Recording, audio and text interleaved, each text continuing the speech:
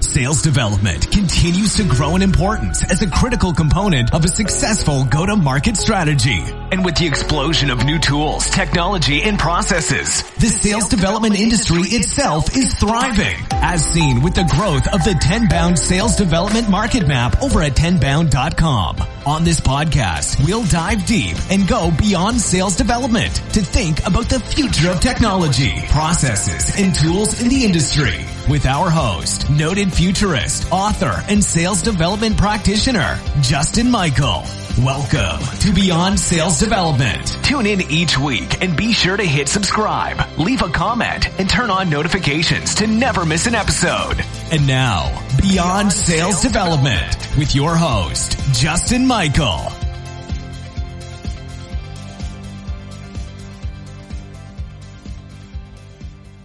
Welcome to Beyond Sales Development. I'm Justin Michael, your host, doing my best William Shatner, and I'm joined here by the inimitable, I know that's a word, Steve Hall. Very logical, Justin. You're doing a Spock impersonation. I love it. I love your posts. They're so bold, and maybe you want to explain more if that's your strategy or personality, but I really enjoy all the content I've been seeing from you over the years, and a lot of C-suite selling content. I think bold's probably a euphemism for obnoxious. It's probably my personality. And besides, you've got to stand out, and it's better to have opinions and than not have opinions, in my opinion. Sorry, that was very badly phrased, wasn't it? You were able to say opinion 4 times, which highlights what opinions are all about. Look, you came on my radar through Tony J. Hughes and some of the B2B scenes in Australia and in Sydney. I tell people there's a vibrant community down there of pretty serious B2B salespeople. It's impressive. I used to be in John Smibert's group, and you put a comment in there, and everybody would contribute. And I feel like these new Slack channels are similar to that. What are some of the kind of the groups that are getting you excited? Maybe it's networks, because I'm seeing this trend worldwide. That's a good question. It's a good point, because LinkedIn groups used to be at least vaguely interesting, whereas now they've died a death. And I haven't actually found. I've only recently heard of the Slack groups, so you'd have to tell me more about them. But at the moment, certainly LinkedIn groups are moribund. And I just use LinkedIn generally, and I'm fortunate enough to, obviously dying here. I'm lucky enough to have a reasonable amount of followers on LinkedIn, and so I get my engagement that way. But I'd love to learn more about some interesting groups. Yeah, there's some, freed ones and paid ones and mastermind ones. Yeah, I remember interfacing with you in some of those groups, and I just remember your willingness to kind of call any CEO on the phone. Am I getting this right? I mean, you've put forth some strategies that are just bold. I don't know if people are doing that now. I feel like they're just emailing and personalizing the email and not even sending it up high. I mean, it's consensus world, but maybe we've gone too much in that direction. Well, I'm happy to call the CEO directly if there's a reason to call the CEO directly. If I'm not just trying to talk about myself and sell stuff. But if I've got something that I think that the CEO will be interested in, then I'll call them, and I'll know that if I can't get through to them, then I will know who I want to go to next. So a while back, a client of mine wanted to speak to the CEO of the largest health fund in Australia. And once I finally found a number for them, which was a pain in the backside because they didn't put their number anywhere, I called the CEO, spoke to the executive assistant, and she said, he's away for 3 weeks. Will the CFO do? And I said, yeah, sure, that's fine. So it's not that hard if you've got something to say, and if you sound like them. If you sound like a 12-year-old SDR, chances are you're going to get rerouted somewhere else. Yeah. So are you a fan of SDR work or full cycle, or is it more highly trained SDRs or kind of sniper like Moneyball, very specialized SDRs? How would you construct the sales organization of the future, especially with what you just described, which is so powerful still to just call into the power base? Well, I mean, the answer to pretty much every question about sales is it depends. It depends what you sell. It depends who you sell it to, etc. But let's assume that you sell high-value items that help an organization achieve their strategic goals and therefore would be of interest to someone in the C-suite. If that's the case, then potentially a new customer is going to have a lifetime value of anything north of $1 million over, for the time that they're with you. So it's worth putting an effort in to get to speak to the right people. Now, if you think of it from the perspective of the CXO that you're trying to get onto, they've got a whole heap of people that are trying to get to them. And they don't spend their life sitting in the office thinking, gosh, I wonder if Steve's going to call me and sell me stuff. They have things like employees and peers and shareholders and boards and government and regulatory authorities and customers and products and a whole heap of stuff that they care about, a lot more than they care about salespeople they've never heard of.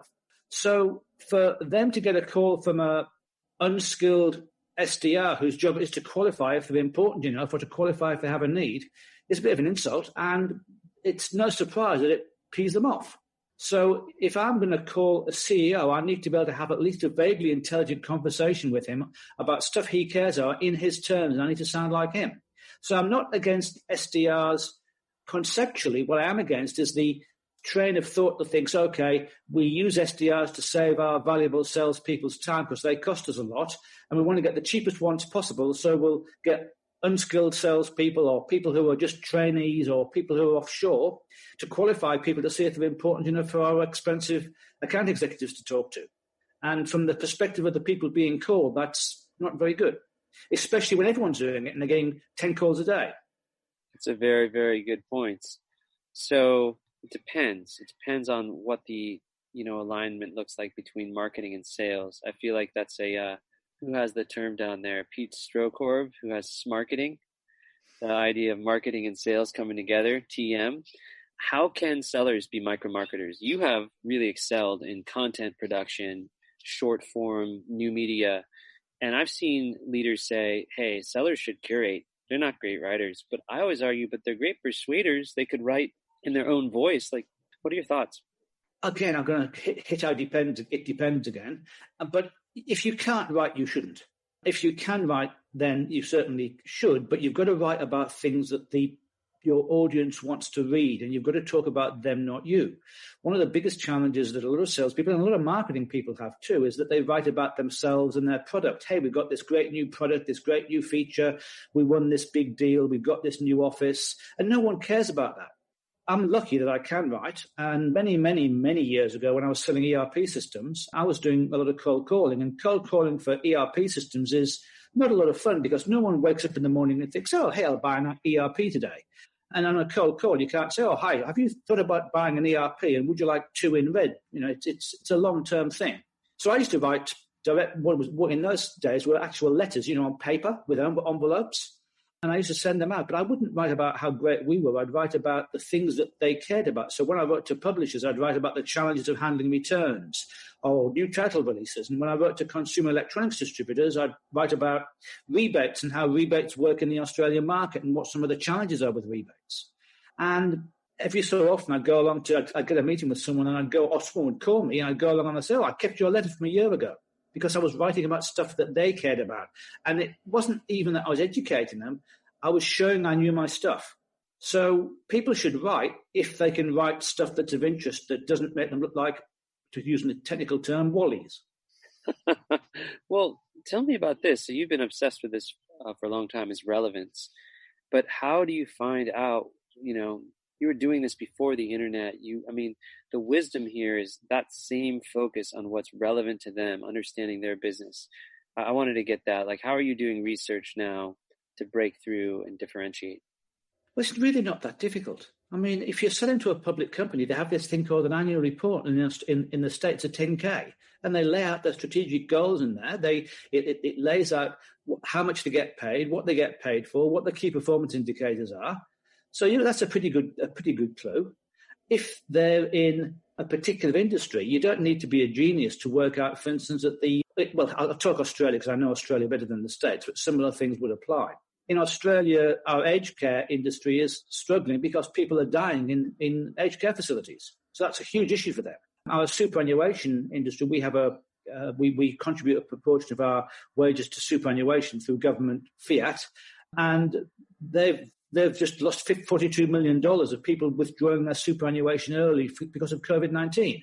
So there's a lot of stuff that's pretty obvious. You don't, and the thing is that senior executives care about strategic stuff, and that's affected by the political environment, the health environment, the regulatory environment, the issues in their particular industry. And there's always an industry report, and then they tell you on the website, they tell you on their 10K. So you've only got to have a brain and be able to read and do a bit of research to do that. The problem is that some people want a one-size-fits-all value proposition. They want a value proposition that applies to everyone. But the more people it applies to, the more diffuse it is.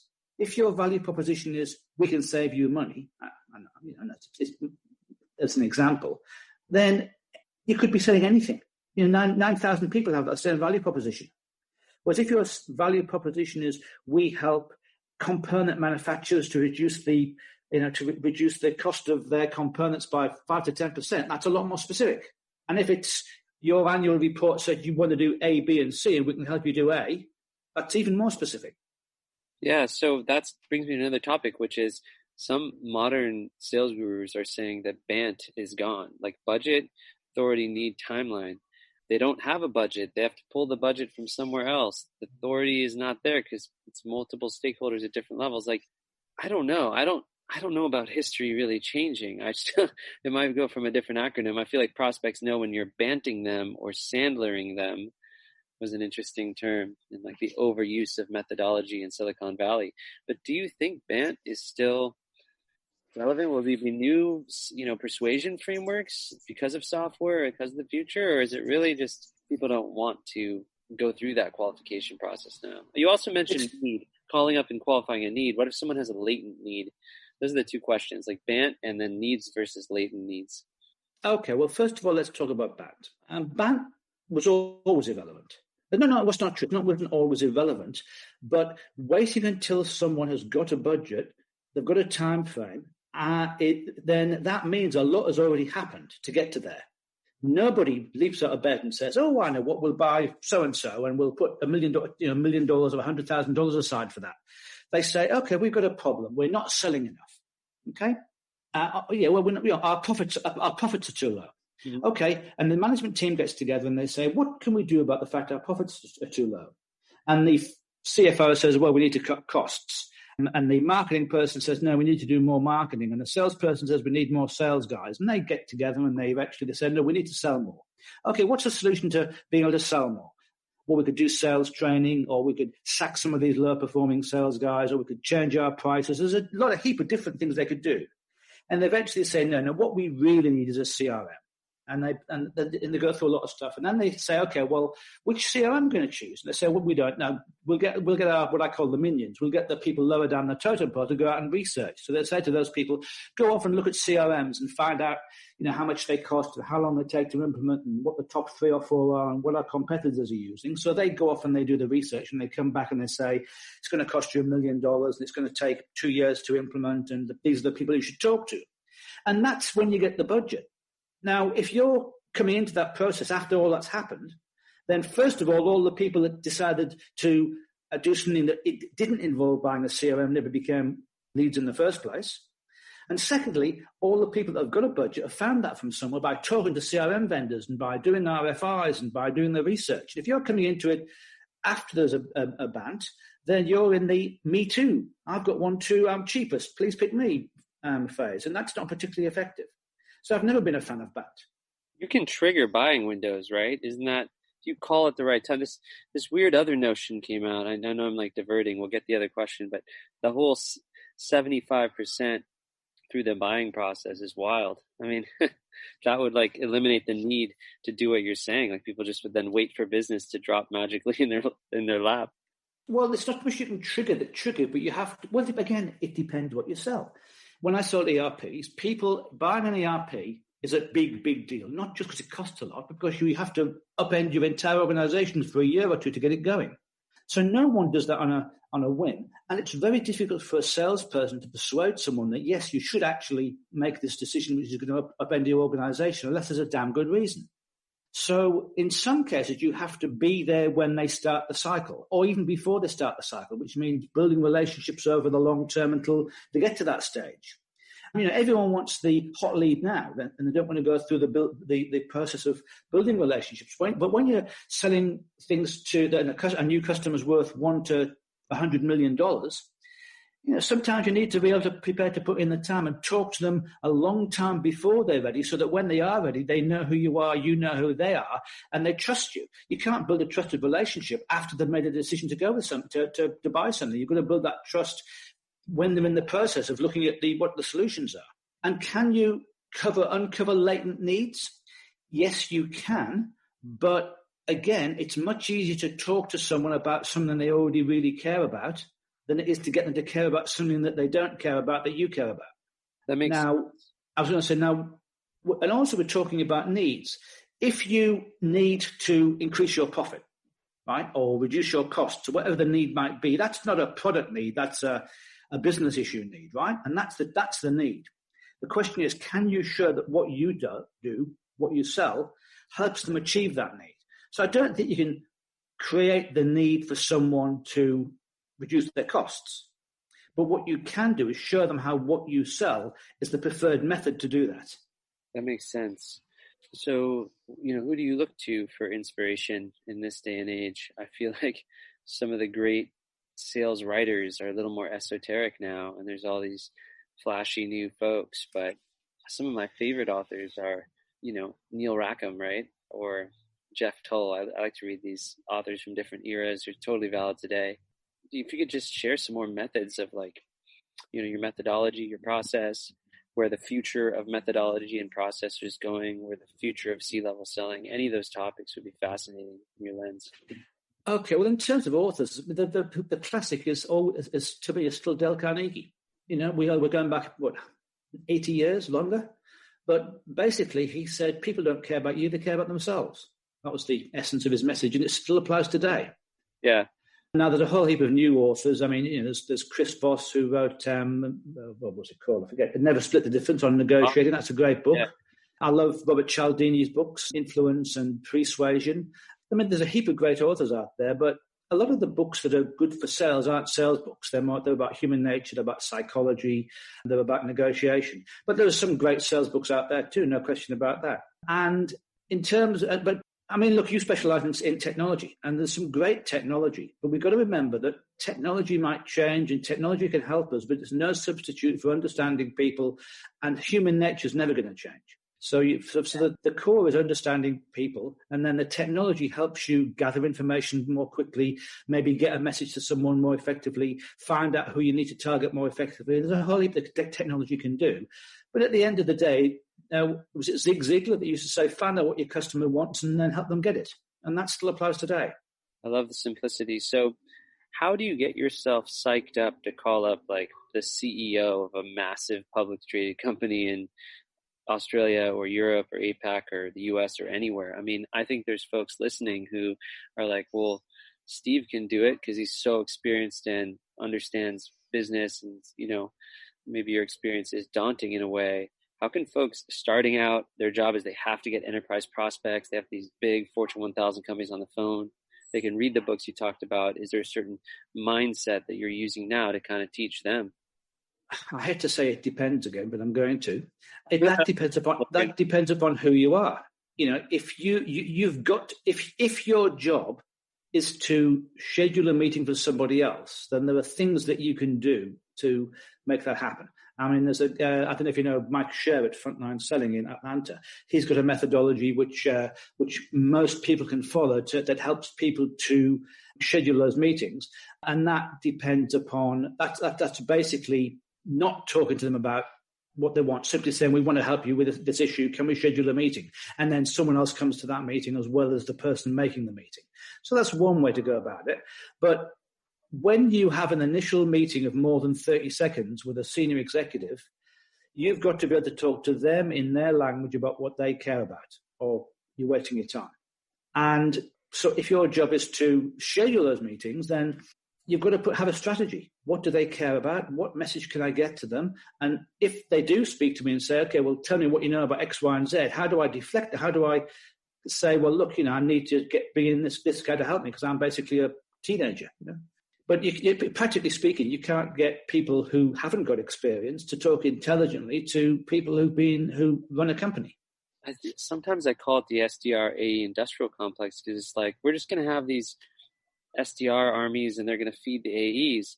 But if I think of like a high-end restaurant in New York, the maitre d' has been there since it opened. Maybe his family's there. I mean, there's like the most experienced, best people that understand the restaurant the most are greeting these patrons that are coming in for the high-end meal. Like, that's why I feel like full cycle sellers have some advantages too, because, if you don't have the right messaging and you pour teams of people in tech at it, you just are amplifying, a wasteful system, like not necessarily incompetence, but it's a lack of the precision in the messaging. It's the vagaries you talked about. What's a lack of thought? I mean, this, as I said, people want one size fits all messaging, and as I said in a post recently, one size fits all doesn't work for socks. If it doesn't work for socks, how can it possibly work for something as something like a value proposition? Because what the CEO of a bank cares about is even different. Could easily be different to what another CEO of another bank cares about, because there's different circumstances depending on the region they're in, the size of the bank. Certainly, what the CEO of a bank cares about is different to what the CEO of an airline cares about. There's some commonality. Obviously, all CEOs care about profit and risk. But if you're giving a message that applies to all CEOs, it's much less effective than a message that applies to the CEO of a bank. And a message that applies to the CEO of most banks is less effective than a message that applies to that CEO of that bank at that time. So it's much better to make a smaller number of well-researched, effective calls than it is to make a large number of spray calls out there on the basis that that numbers sales is a numbers game.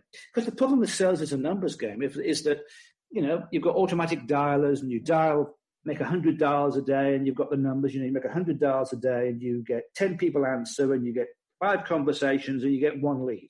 And that's fine, because you crunch the numbers and you say, well, every lead we get leads to, every 10 leads leads to a sale. So in order to get 1 sale, we've got to do 10,000 calls. Okay, that's the logic, isn't it? Totally. The problem is that the CEO is getting those 10,000 calls are going 150, 200, 500 other organizations are doing the same thing. So the recipients of those calls are getting calls from hundreds of people, and it pisses them off. So they don't answer the phone.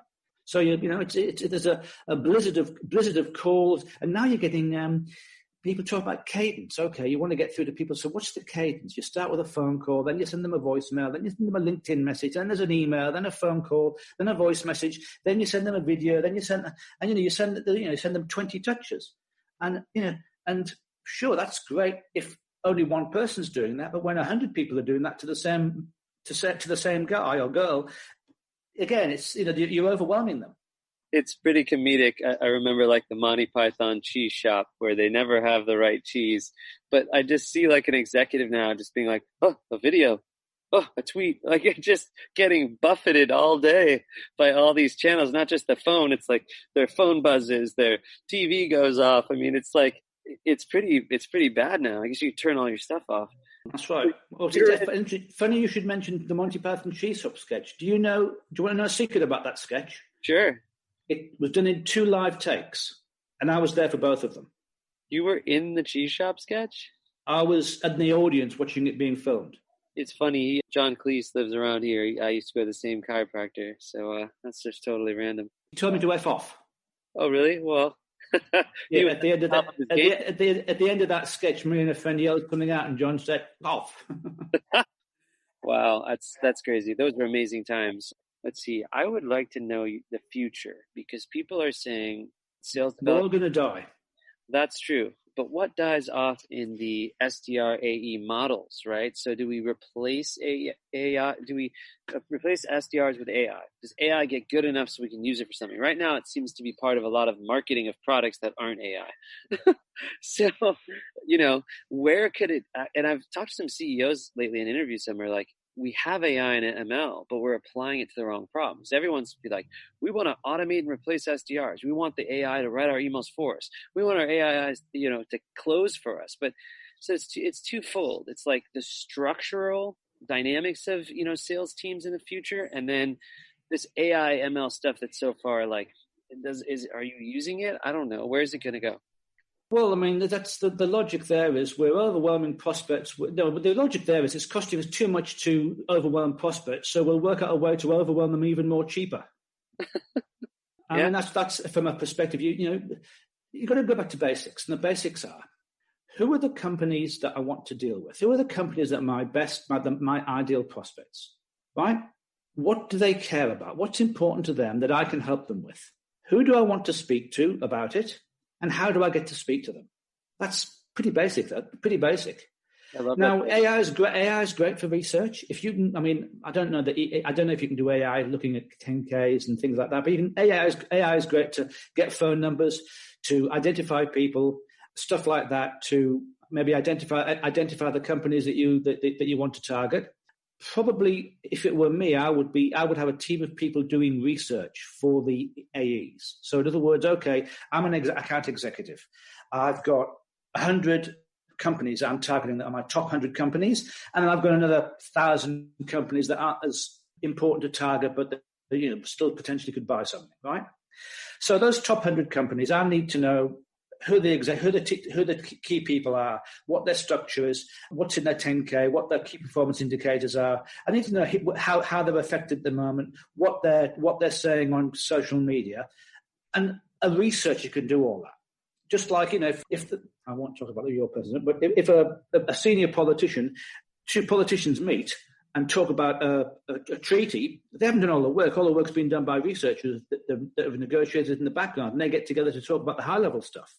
So if your account executive is a high-level person that can talk executive to executive, then he doesn't want to do that. He shouldn't have to do that research himself, or she shouldn't have to do that research herself.